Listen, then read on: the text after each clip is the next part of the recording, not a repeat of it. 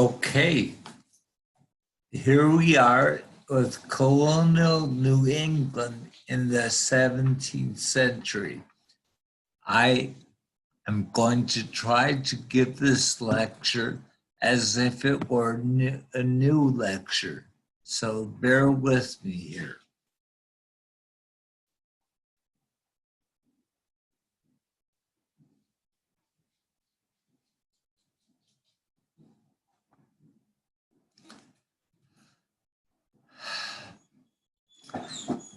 Well, the first thing to say about 17th century New England, it was a religious experiment. Hello, Buster.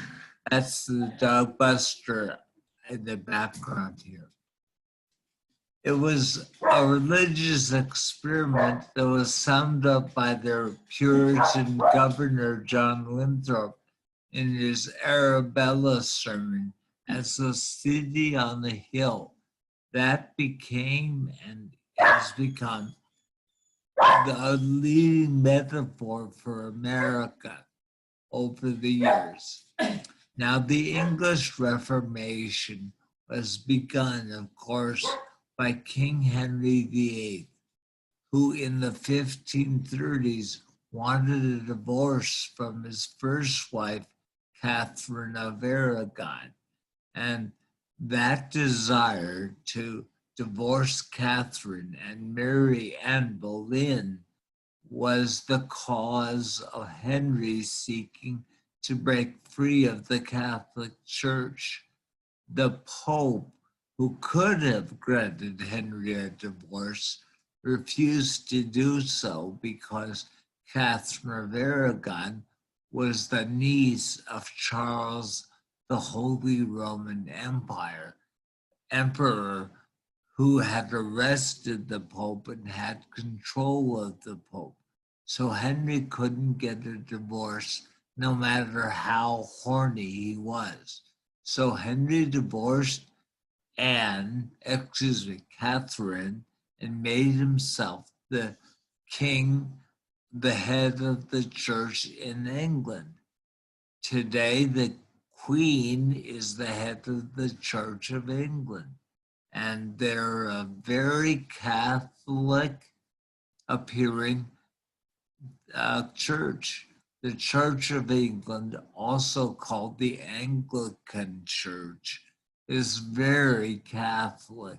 Henry established the Church of England as retaining all the feast days, all the bishops, all the Catholic dogma that was a feature of the Catholic Church.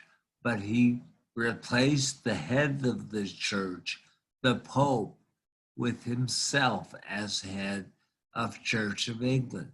So that church, the Anglican Church, became the Church of England. And it was established by the time that this Queen Elizabeth, had completed her reign.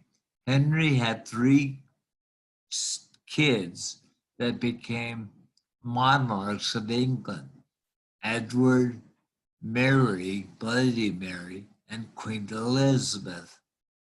By the time we get to the 1570s, 80s, and 90s, the Elizabethan age, the Church of England had emerged as a pretty established church.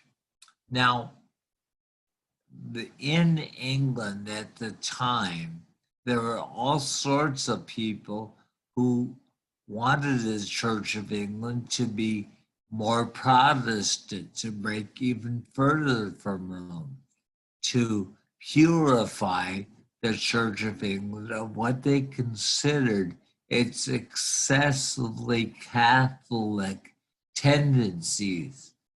And that Puritan kind of movement led to a Calvinist church in England, a Puritan church in England that sought a greater distance, greater Protestantism in the Church of England.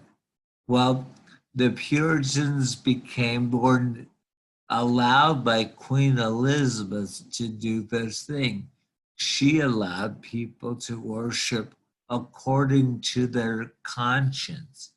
But as time went on and Queen Elizabeth was replaced and supplanted by King James and King Charles the First in the 17th century, they began to persecute Puritans, to make Puritans a less than legal faith and to persecute them.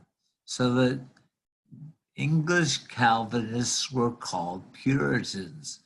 And these Calvinists believed in a few things. They're very different than we are. They believed in predestination, that God, by definition, is all-knowing, all-powerful, and eternal. God knows whether we're going to heaven or not from before the time that we are born. So we, in a way, in God's eyes, we're predestined. Our fate is already determined because God is all-knowing. So that's one feature of Calvinist or Puritan belief, predestination. You might also be saved. These were signs that you might be saved. The three clues that you might be saved are, first of all, if you live a life that is Christian, that is sin-free, you might go to heaven. If you are a member of the church and the church will elect you to sainthood, to status as a real devout church-going person, that might be a sign that you're saved. As to whether you have this conversion experience as an adult or not, that might be a sign that God has chosen to save you. And the third sign that you might be saved is if you are a financial success in this life. You call that the Protestant or Puritan work ethic. The fact that these people worked their fingers to the bone to prove to themselves that they might be saved by God. All that is considered an important part of the Puritan or the Protestant work ethic. Now, in New England in the 17th century, as these Puritans came to Massachusetts and to the other New England colonies, King James I and Charles I had a persecution for Puritans between 1603 and 1649. It was increasing, this persecution, and it was oppressive, this persecution. Well, some Puritans, the separatists, chose to leave and form their own colony, the Plymouth Colony, in 1620. They came over on the Mayflower. The Pilgrims, the separatists, survived that first winter because Native Americans took them under their wings, more or less, and made sure that they survived. And they celebrated with a Thanksgiving meal a year after their arrival. The Massachusetts Bay Colony, which eventually, by the end of the century, will swallow the Plymouth Colony, they were huge migration, a big tens of thousands of migrants came over starting in 1629, led by their governor, John Winthrop, who you see here, and forming towns to live in that were built around a Puritan church that were led by a Puritan minister, and that was how Puritan Massachusetts was founded and how it developed in the 17th century in these various towns that they established along the coast and in the Connecticut River Valley. They believed in the covenant, a contract between the people and God, between the rulers and the ruled, between husbands and wives, between parents and children. And so they looked at human relationships as being contractual, covenanted in a serious attempt to establish a godly community in Massachusetts. The gender roles that were part of this founding were that the husband ran the family, but the wife in the family had a great deal of power within 17th century Massachusetts. She would be considered the deputy husband. She could enter into contracts, legal contracts. She could conduct family business, sign legal documents that the husband was not was incapacitated in some way. She was called and was the deputy husband. She lived generally a good life. She got married relatively young, about 20 years old. She would have 7 or 8 children on average, and she was considered the deputy husband. Whereas in Virginia in the 17th century, there the women were called now wife with a hyphen. This is my now wife. She gets married when she's 27, 28, 29. She would have 3 or 4 children, and she would more often than not die in childbirth.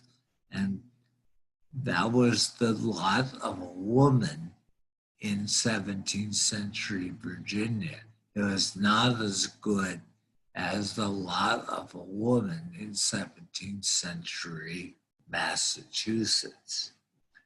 So this shows the place names, the names of all the towns of New England. And if you look at these names, they're all the names of English towns, of Concord, of Portsmouth, of Ipswich, of Worcester, of Boston, of Salem.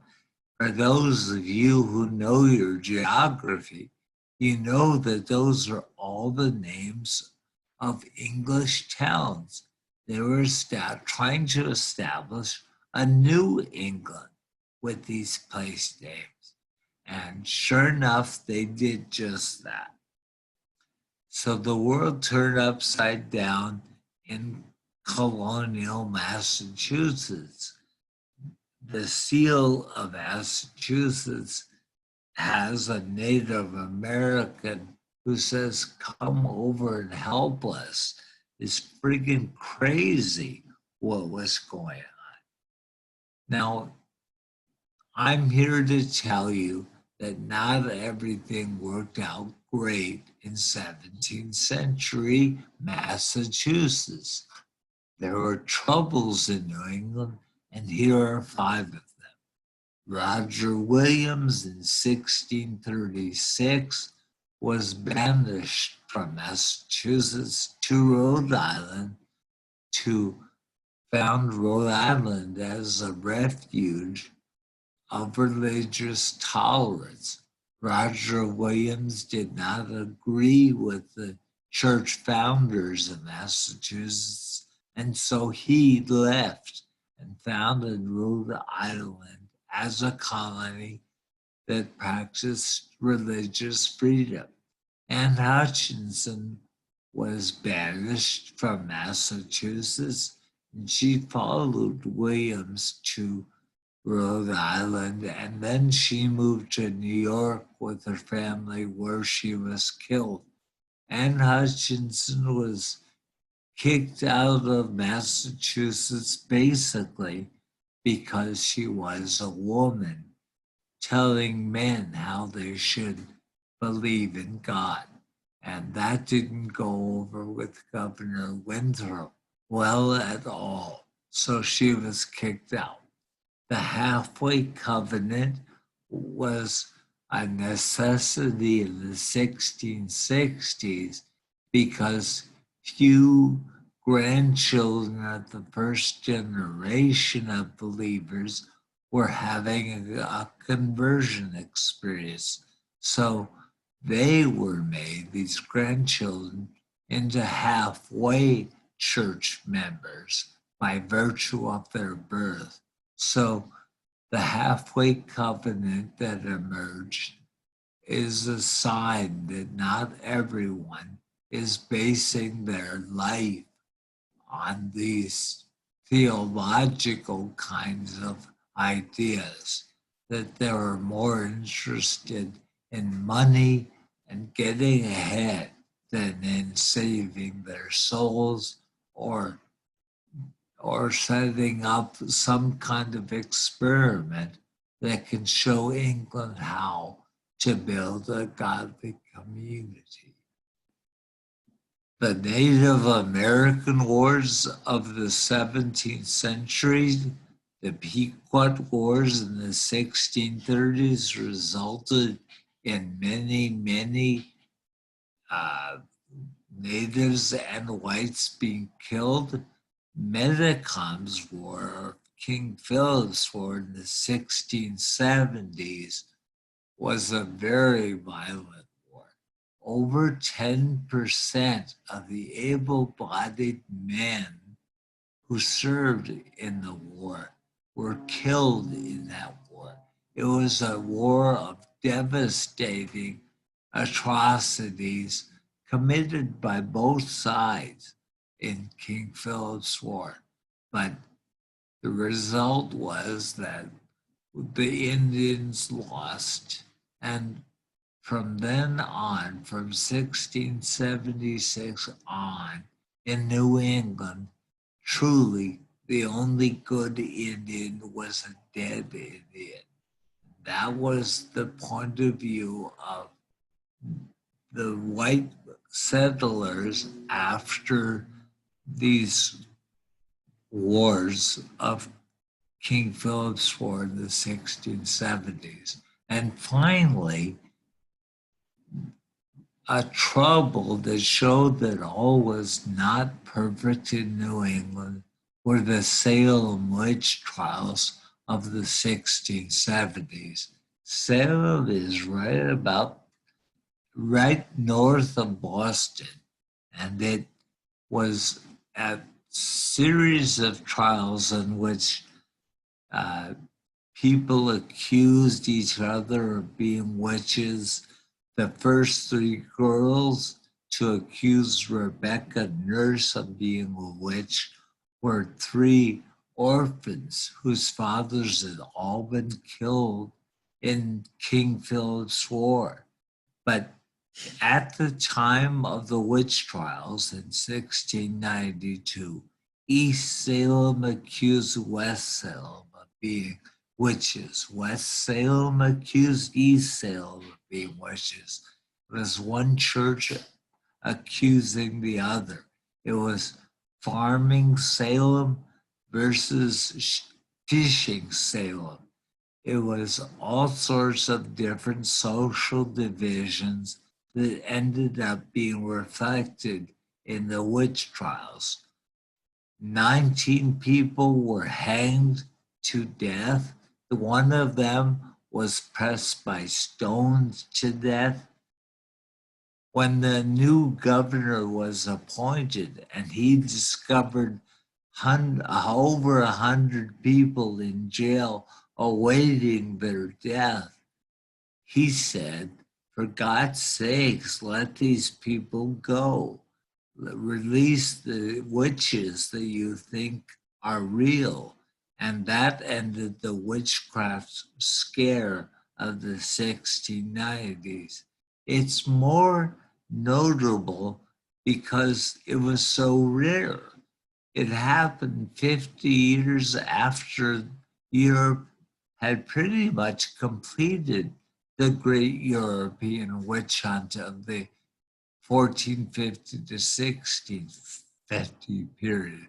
But in America, we were a little later, and this showed that not everyone in New England was getting along well with the authorities of New England. Okay, so that's the Salem witch trials. There they go. Live.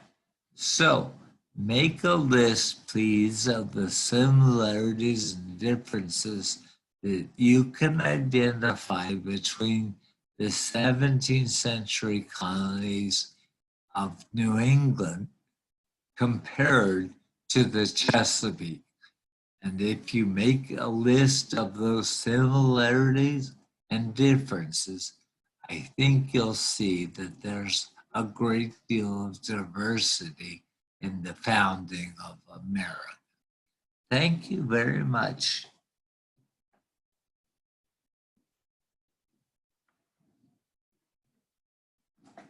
Okay.